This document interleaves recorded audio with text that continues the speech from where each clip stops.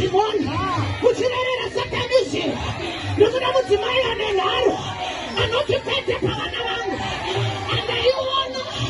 pafirimu yemhuka ndikaona huku vaichirwa nenyoka vanyoka yauya pachiukana hapana ari kundibata vakakaramba ndakatarira ichichomora maziso enyoka vangairi kuti hapana wangu anomatosha kumhanya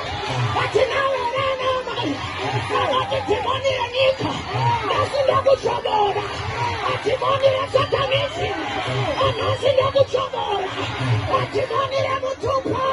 anasinda kuchomora adinaere anenharo adinerekere vayachinga adinerekere satanisi adinerekere vemajusu andarapa